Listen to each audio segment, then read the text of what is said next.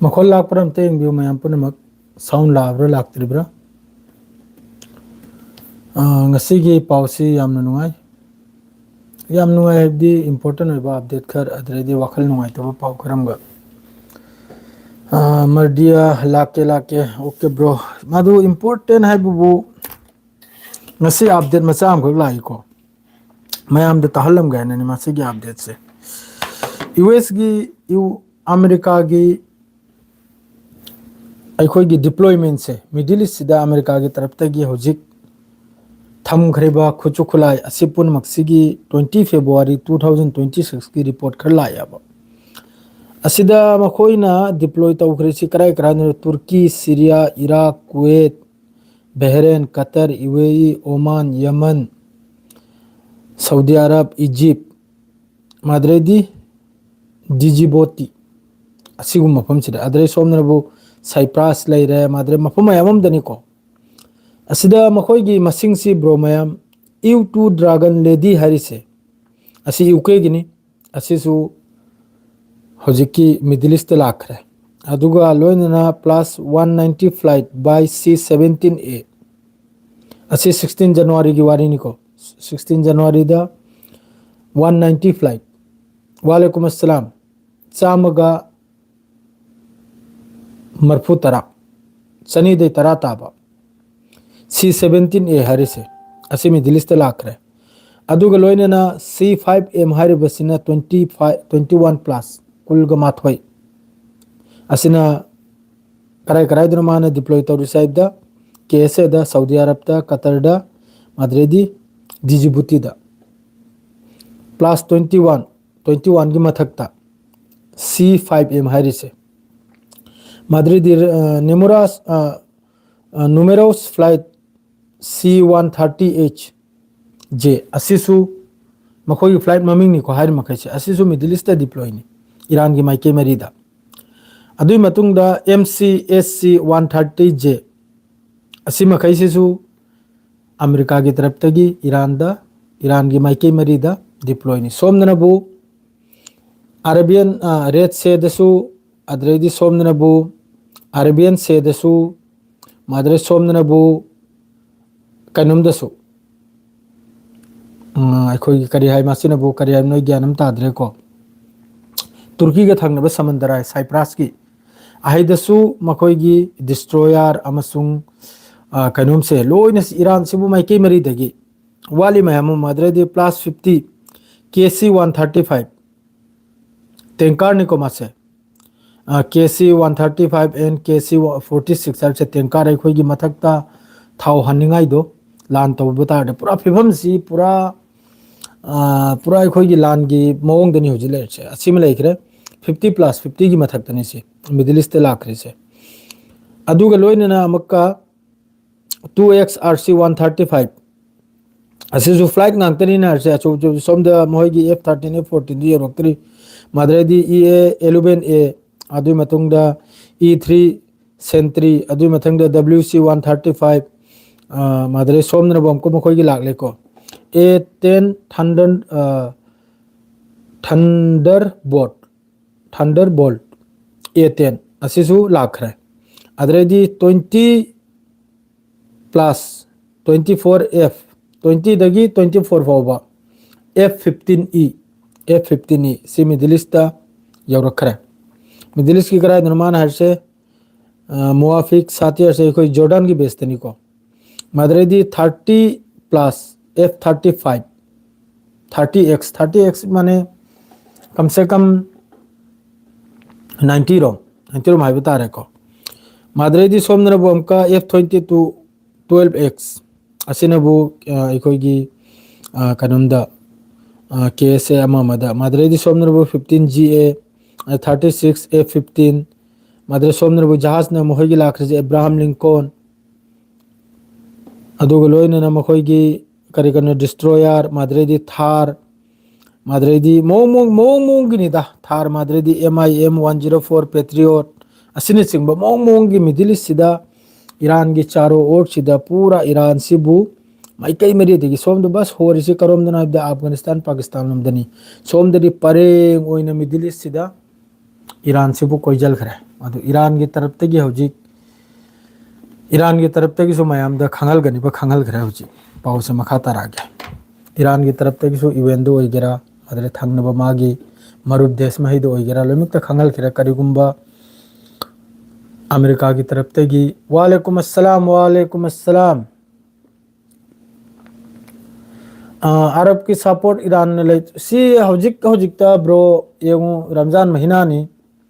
मयाम दा मकरी हाइनी अमद्रेदी आइने सिगी अगेंस्ट ngang रसु मयाम ना हाइनी नत्तब ngang नि मचिन थिरिम ना येगु हौजिक फाउबा खुले मैदान दा असी हौजिक सुयाम्बा अमेरिका की तरफ तगी Turkey Syria Iraq Kuwait Bahrain Qatar UAE Oman Saudi Arab Yemen Djibouti Egypt असी मखैगी समंदर सी मखोई मखैगी समंदर गांगतनी रेड सी वगैरह अरबियन सी वगैरह सोमनो तुर्की की ममांगतनी समंदर साइप्रस वगैरह असी पुन मक्से मखोई रादार द लोइन ओइरिमनी मखोई की सयाब मखोई की मखुद मखादना असी पुन मक्से असुयाम्ब कंट्री से अमेरिका की तरफ तगी असुयाम्ब जंगे जहाज वगैरह जेट फाइटर वगैरह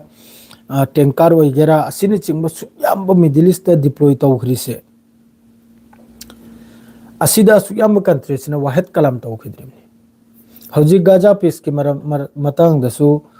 ngasi hojik nalap mamangi pauni ko ngalap mamangi al jazeera ki pauni kari mong dai bu second angkut nai ko Lebanon दा वालेकुम अस्सलाम नसीर भाई वालेकुम अस्सलाम जहीर हुसैन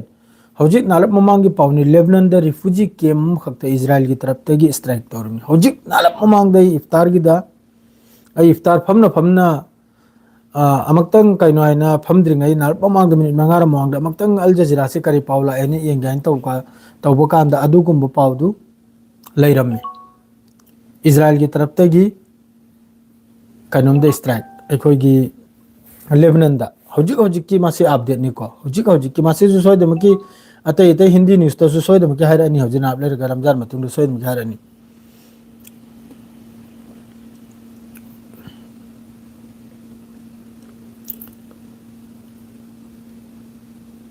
नालप ममांग दा तौरमी नालप ममांग दा स्ट्राइक तौग्रिमनी कइनुम की तरफ तगी इजराइल की तरफ तगी मादरे सोमनबु मियोय एम सीरे मियोय त्रामाथोय म सोकले को यमन की तरफ तगी यमन की सिक्योरिटी फोर्स एसटीसी आने मखोय की कइनुम सपोर्ट तो ग्रुप अम लेबनी अदुगा खुद थोकनबदा मी म सीरे मादरे मी त्रामाथोय म सोकले मादरे लोमितेन नुंगाय तबाय बुबु हौजिक की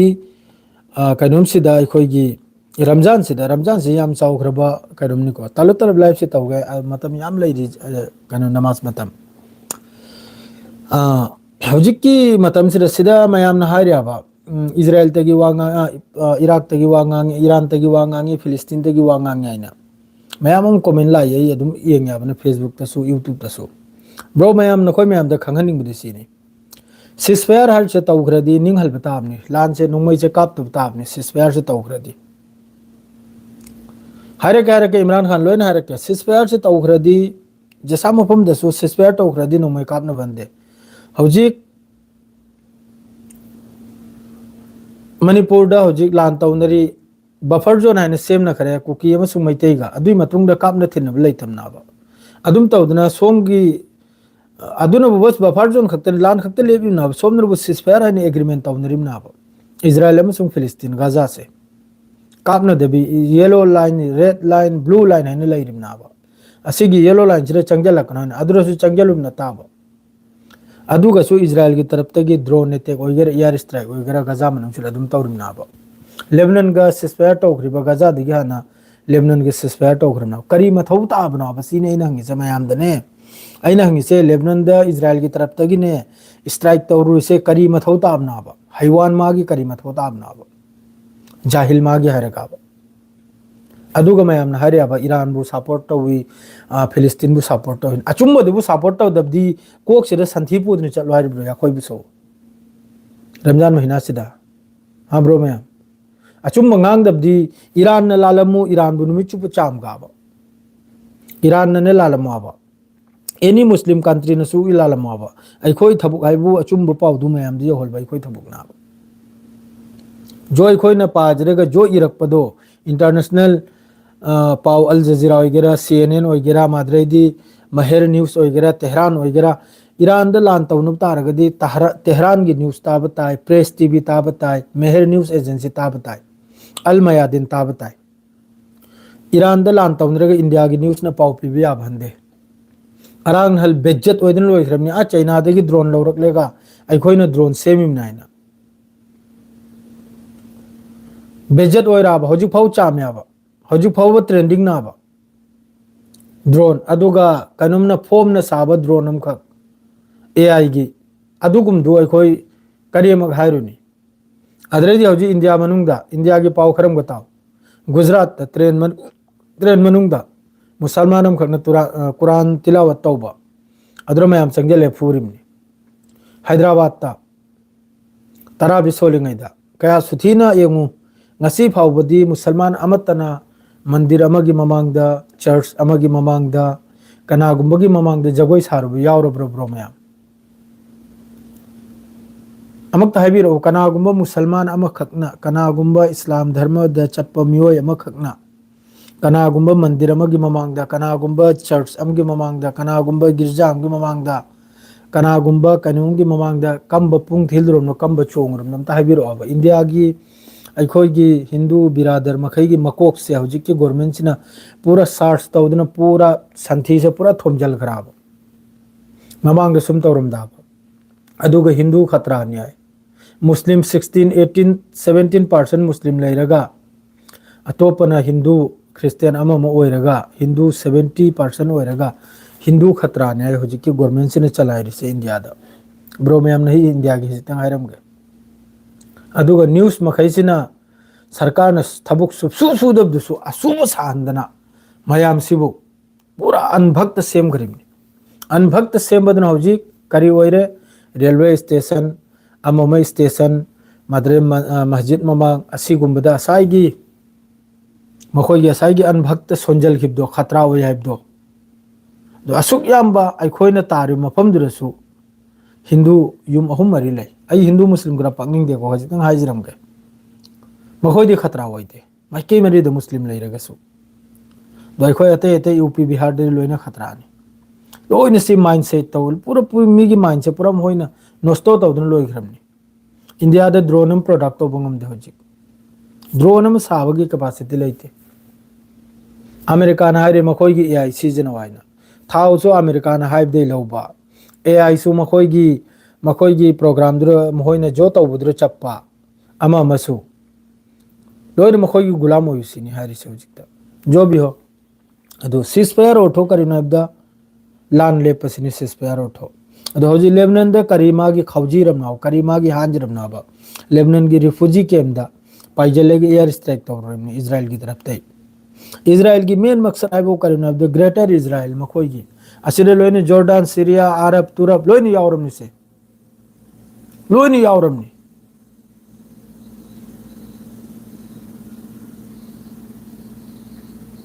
लोइने यावरमनि अदुगी प्लानिंग नि नेतन्याहु ना हजिक खलेसे अदुगा हजिक डोनाल्ड ट्रम्प ना यामना कन्ना पेसार हारिसिनबु अहांबा मासु 10 डेज हाइरमिको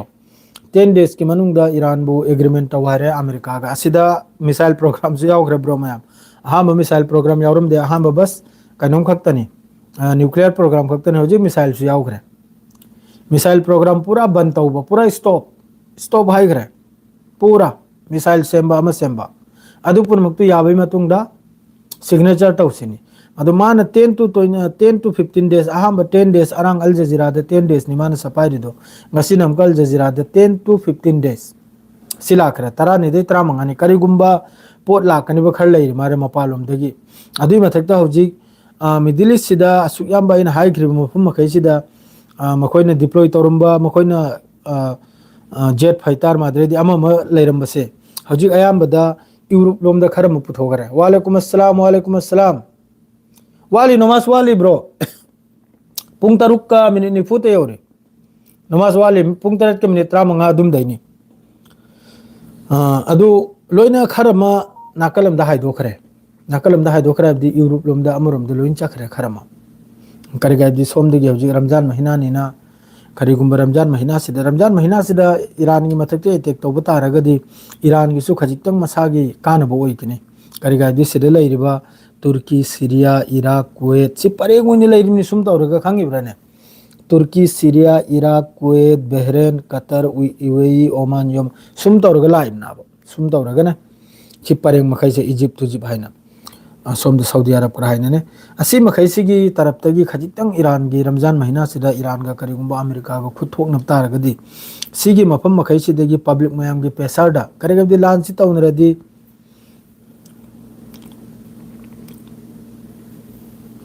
माने अदु तौबबुदी ngamloi aina loimaksu khallimni adu mana sida paijal khriba pot mayam se C17 मखोई की कनम क्राक से 100 प्लस नि माना सिदा डिप्लॉय तौखरिजे मिडल ईस्ट अदु गलोइन न C5M क्रा हारि से सी अखोई की ट्रांसफरिंग माद्रैदी ट्रांसफर अखोई की खुचुखलाई पुथोक पुजन अमा मनी अदु गलोइन न सिदा मखोई न टैंकर से मथक अखोई की थाव हाबन निगाई से असिनबु 50 प्लस नि यांखई की मथक तनि माना मिडल ईस्ट पाइजल खरी से KC-135 KC-46 से मासी टैंकर नाबा आसमान मथक्ता पाइन पाइन अखोई मखोई सिदा F-15E माद्रेदी F-35A Madre F-22 रेप्टर माद्रेदी 18G-A माद्रेदी F-16 असी मखैसी लापन पायरक तारगदी असी मखैसी लोइना कनुंग अंतनी चामरी चात्रुक चमगा लिसिंग असुमनि लोइना डिप्लॉय तौखरिजे मिडल ईस्ट सिदा असी पुनमक्सी अलापदगी पायरक तारगदी करीगुम लांसे तौनब तारगदी सोम की middle east लैरिबा Turkey Syria Iraq Kuwait Bahrain असी मखैसिदगी पाइखरहंद्रसु अहोम यूरोप लोमदे पायरक कांदा मागी जॉर्डान दा होजि माना पैजंदना थमिसे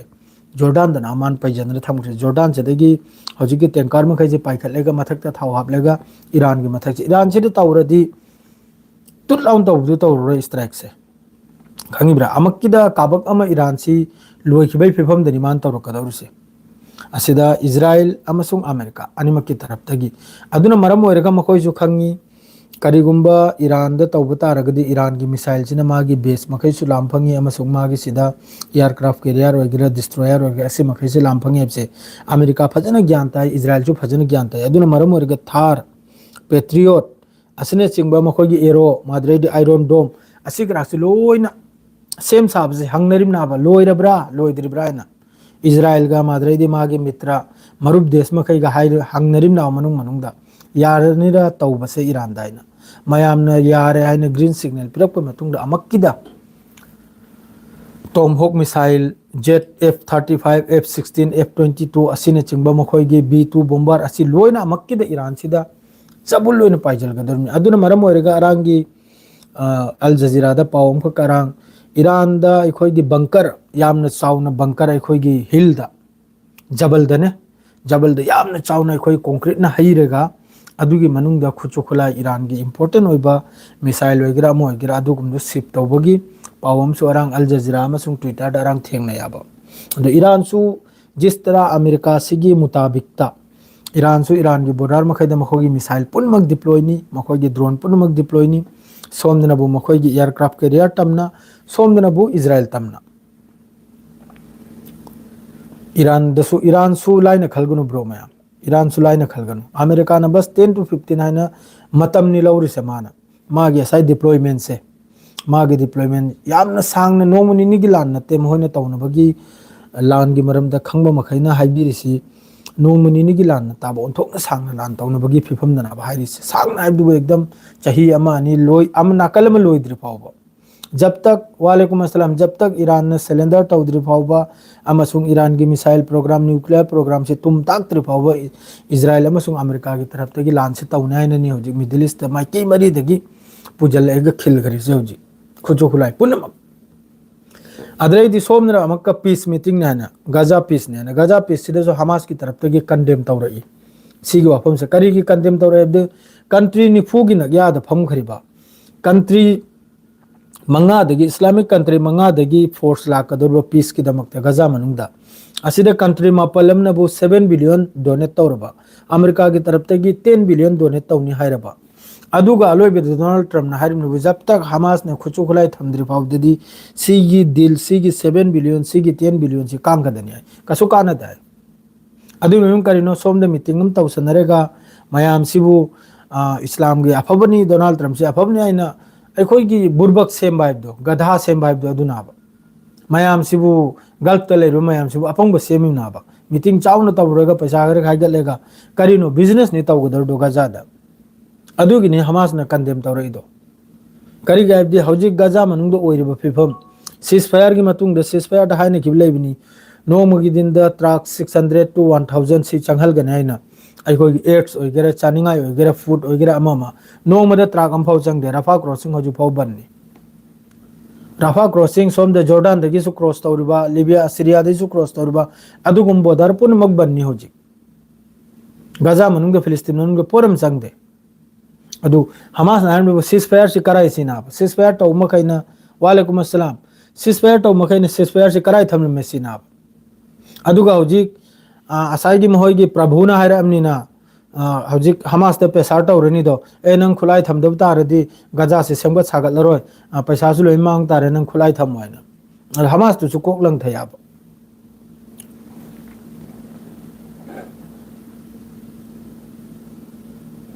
मानी मानी असेंगमनी लाइरिकना हाइबनी लाम सुलोर अम सुलोर अदुमपु लाइरिकना हाइबम सुलोय अमक्तंग दि मखोय से सिकस चावना सिकस फंगन हाइबसे सिमसु मयम कौबिगनु मखोय गी दिन पूरा ओइददननी मानी ट्रम्प न पामिसी ईरान के न्यूक्लियर खल्ली बल्ली अदि मोलौद हरिम को माद्र ईरान की मिसाइल खल्ली बल्ली ट्रम्प न पामिसी करिना द ईरान की लेबाक मनुंग दे थोइबा मिडिल ईस्ट दा हौजिकी गल्फ की अरब ओइगेरा ईरान ओइगेरा सीरिया ओइगेरा लिबिया ओइगेरा कतर ओइगेरा इराक ओइगेरा असी लेबाक मनुंग दगी अल्लाह की रहमत की अल्लाह की खजाना खर थोयाबा असिनाबा डोनाल्ड ट्रम्प न पामिसे इराक हौजिक करी ओइगेरा अमेरिका की खुत्तनी ब्रोमया इराक अमेरिका की खुत्तनी अमेरिका न तोलो पीरिमनी इराक ता इराक की थाउ पुनु अमेरिका के दनी अदु जिस दिन सिम मयम खंगजलौ जिस दिन नहल ड्रिल तौरी रशिया अमसुंग ईरान अदुगा ईरान की फुल सपोर्ट रशिया अमसुंग चाइना ने मरते दम तक रशिया अमसुंग ईरान चाइना की तरफ तगी ईरान बु सपोर्ट तौदन चकदर मरते दम तक करिगाइबदी ईरान सी तुखिबदा रशिया तुखरे चाइना तुखरे हौजिक रशिया अमसुंग चाइना ने ईरान सिदगी थाउसी उनथोकन होंगना अखोई देश सिखक्ता अइगी पोखम अइगी देश सिखक्ता संथी चादना संथी सी मतुम चागेदना खंगदबि वानी ईरान ने लोइमक्तेना थाउसु होंगना पिरिमने अमसु होंगना पिरिमने कना केरिमने होंगदे वर्ल्ड अहुम सुबदा लैरबा मरी सुबदा लैरिमने वर्ल्ड रैंकिंग दा मिलिट्री आर्मी दा मसिंग दा अदुनबु पॉपुलेशन दनबु अनि सुबदा लैरिमने चाइना मतुंग दा इंडिया ने रैंकिंग दनबु मरी सुबदा लैरिमने अखोइगी इंडिया से वर्ल्ड रैंकिंग दा यूएसए अदुई मतुंग दा रशिया ओय मारे अदुई मतुंग दा चाइना ओय मारे अदुई मतुंग दा अखोइ लायनाबा अदुगसु अमेरिका गुमने कुल्लु हाइबदे मंगोंदे लौगुना हाइबदे लौद्रिमने मंगोंदगी लौगनु मंगोंदगी सीजन नो हाइबदे सीजन द्रिमने ब्रोमयाम अदुडी क्या साथीने लेखा ताख्रमने अइगी देश से अमेरिका ने कुल्लु हाइबदे कुल्लिमना अदु बस हौजिक त लेप्तन लैरिसे कनानो हाइबदा सीगी रीजन सिदे सीगी एरिया सिदे बस ईरान ओनली ईरान अदुगा लोगेदा लोइमक्तेना हौजिक साथीबो ग्रुप सी हमास सिने आय लोइमक्तेना सुक मपांगल कल खरबा मयामना फोटो थे लेगा पूजा तौरिबा नेतन्याहूबु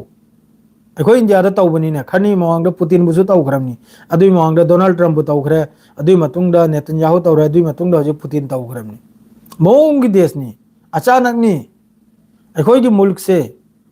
मेरा भारत महान हाइबदो अदुनी वालेकुम अस्सलाम अचानकनी मोंगी उफंगी ब्रोमया मोंगी उफंगी फोटो बु प्रभु आइना पूजा तौरिमनी मी की फोटो बु अदुसु मिहत्पा जेनोसाइड अदुगुम दुगी कल्लेगा अदुगुम दुना कुल्लु हाइबदो वालेकुम अस्सलाम मौलवी जुबैर अदुगुम दुना कुल्लु अदुगुम दुना नवोंदे लोगुन अइगोंदे लोगुन नवोंदे तवारगा चलायरेगा पाकिस्तान के सिजफायर तौबसु अमेरिका की तरफ ते लाउथोरई थाओगे हौजिकी दिल तौबसु अमेरिका की तरफ ते लाउथोरई मोदी की महुत्ते डोनाल्ड ट्रम्प हमबरे करिनो खंगद्रे कुर्सी आइदा पीएम की कुर्सी सिदा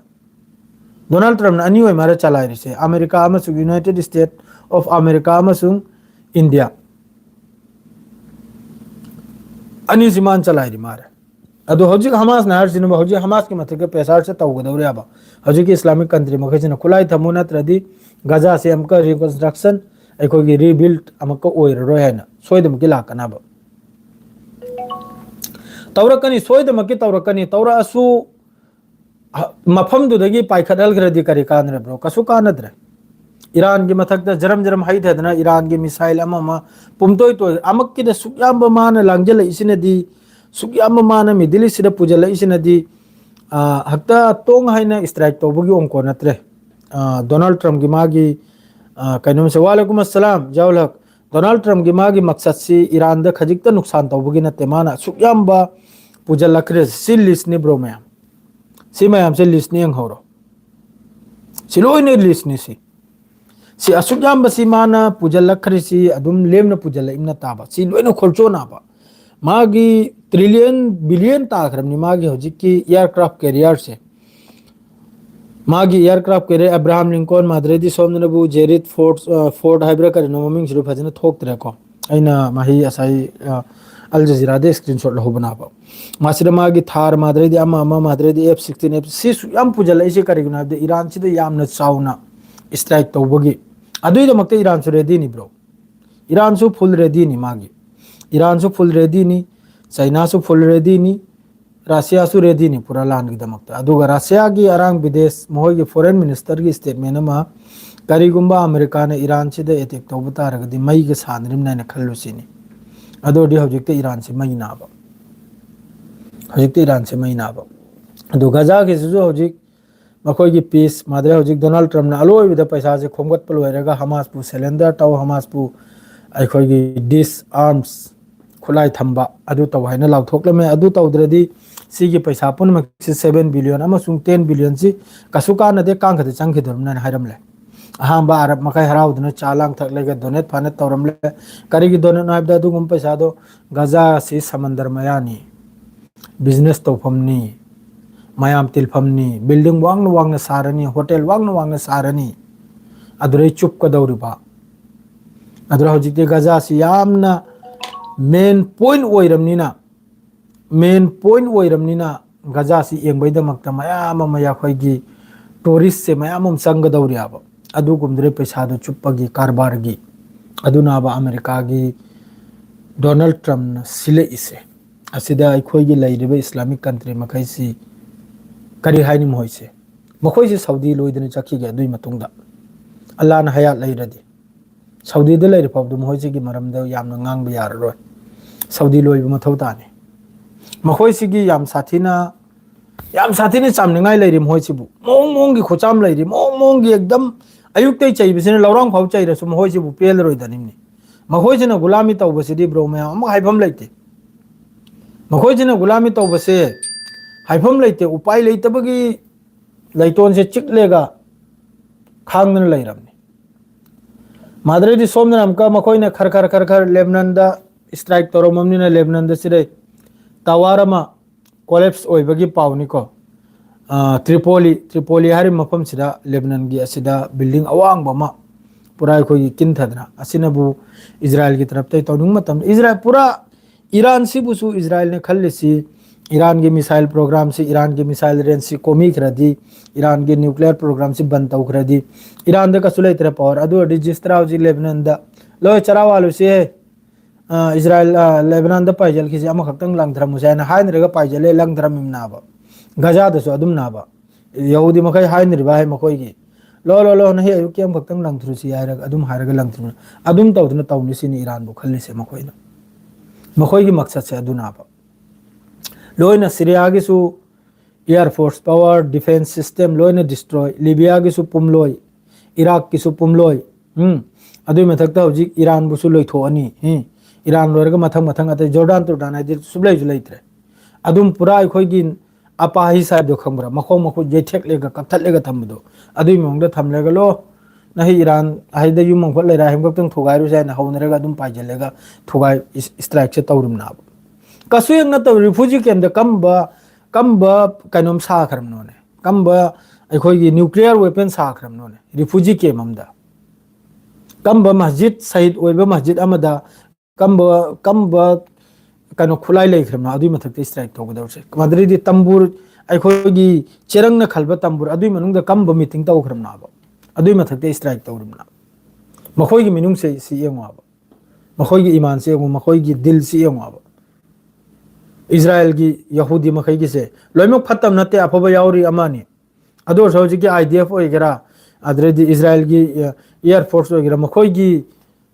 लोइमक फत्तरिमनि लोइरे अमतग्रा फबग्रा यावद्रे करगादी ऑनलाइन दा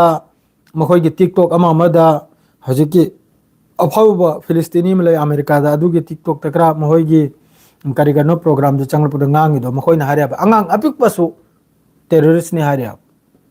फिलिस्तीनी लोइन हत्कनिम ने हारियाबा अदोरि मखोइगी मकोक चिदा मखोइगी माइंजिदा मबुक ममाय मबुक तै थोलकपदा ममादन मनाकोंग द सोल ख्रमारा फिलिस्तीनी मखै जिन कोगी दुश्मन ने आइना अदुगा ताहल ग्रिमनबु लहल ग्रिमनबु इकाइद्रिमनि बेहिया नामे बेहिया नि बेज्जती नामे हरामी नामे सेंगना इद्दा कौजल्लेगा हिटलरना फूदना यइदना हतोक्तना गेस चेंबर हापचंदना हतोक्तना तांथोरकपुरा लहल खिमना सी हौजिक युम्बु योंगने युम्बु ताले इमनि ब्रोमया अदुनि ब्रोमयाम हौजिकी अजान मतम से यौग्रा स्वाइस लाइफ से लोइजंजरगे अस्सलाम वालेकुम नुमदांग पाउसोय नमके थेंगनामा हपकलमगनि शेयर के लोइजरे गुड नाइट रमजान मुबारक मयाम पुनमक दुआ यामना कन्न तौबिउ मयाम असिनी मेन इम्पोर्टेंट है वो इसागेसु तौ नसागेसु तौ मयामगेसु तौ मयाम पुनमकसु दुआ हमेशा अहलमन लैखिद्रबा इचनाव पुनमक लाइसु सोलिबा असि पुनमक की दुआ दा हमेशा मखोय मखैबि याद तौबिउ अद्रे हजिक तौनरिबा सलमान पुनमक की मथक्ता जुलुम अममु ओरिसे असिगी मथक्तसु मयाम पुनमक दुआ तौबिउ अतै अतैगी मरुक मतांगी मतांगदसु लैनरिबा तिनरिबा चामनरिबा मखोय पुनमक की मतांगदसु दुआ हमेशा तौबिउ अदुगा मखोय पुनमक पु दिन अमसुंग इस्लाम की माइकैदा चुमने लंबी चढ़नबा अदुगुंबगी तौफीक अदा अल्लाह ने पिबिउ है दुआ तौबिउ शेयर के लोइजरे अस्सलाम वालेकुम ब्रो।